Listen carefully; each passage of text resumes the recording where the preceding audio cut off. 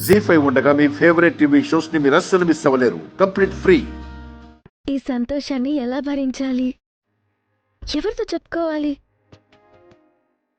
ఇంకెవరు, మన rice piece కింగ్తో. తెలిస్తే నాకంటే ఎక్కువ సంతోషపడతాడు.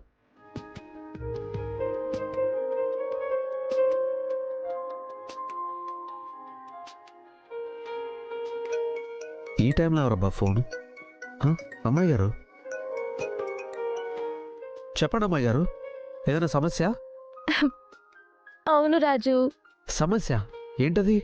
భరించలేని ఆనందాన్ని గుండెల్లో ఎలా దాచుకోవాలి? కుంపదీసి దీపక్ని పెద్ద వెళ్ళగొట్టారా? నా పేరు వినపడిందేంటి? ఈ టైంలో ఆ దరిద్రుణ్ణి గుర్తు చేస్తావేంటి? కాదా, మరి దేని గురించో చెప్పండి. రాజు, నేను చాలా సంతోషంగా ఉన్నాను. ఆ సంతోషానికి కారణం మా నాన్న. అవునా? మాట్లాడారా? కాదు, మరి నేను మా నాన్నకు అన్నం తినిపించాను. అవునా? మీరు తినిపిస్తే తిన్నారంటే పెద్దయ్య మిమ్మల్ని పూర్తిగా క్షమించేసినట్టే కదా. అంతే కదా. అయితే నిజంగా పట్టరానంత సంతోషంగా ఉండుంటారు. కంగ్రాచులేషన్స్ అమ్మాయి గారు, మీ ఓపికే మిమ్మల్ని గెలిపిస్తోంది. అంతా సవ్యంగా జరిగి ఆ దీపక్ గాడితో మీ పెళ్ళి ఆగిపోతే బాగుంటుంది. నా పెళ్ళి ఆపాలని బాగా కష్టపడుతున్నాడు రాస్కెల్.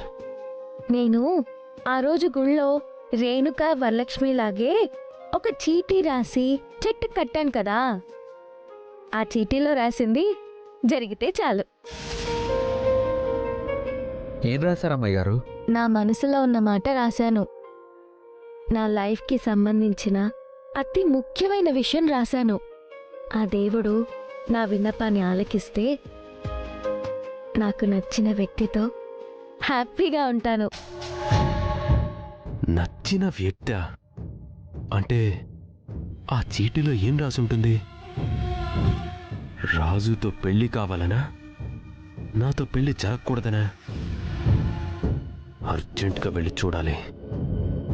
అందులో ఏముందో చదవాలి. నచ్చిన వ్యక్తి అమ్మాయి గారికి ఈ ప్రపంచంలో నచ్చిన వ్యక్తి పెద్దయ్య గారు తప్ప ఇంకెవరుంటారు? మీరు కోరుకున్నది తీరుతుందిలేండి. తీరాలనే కోరుకుంటున్నాను. అయితే మీరిప్పుడు చాలా సంతోషంగా ఉన్నారన్నమాట. చాలా సంతోషంగా ఉన్నాను. ఇంకా సంతోషంగా ఉండాలంటే నువ్వు ఒక పని చేయాలి.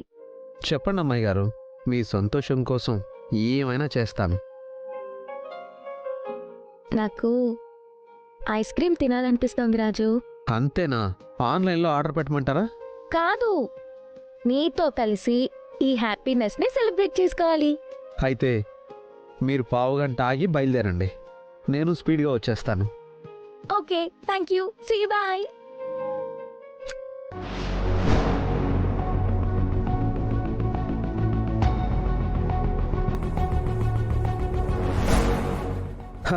అమ్మాయి గారిలో ఇంకా పస్తనం పోలేదు. జీ5 యాప్ డౌన్లోడ్ చేసి అన్ని ఎపిసోడ్స్ పూర్తి ఉచితంగా చూడండి.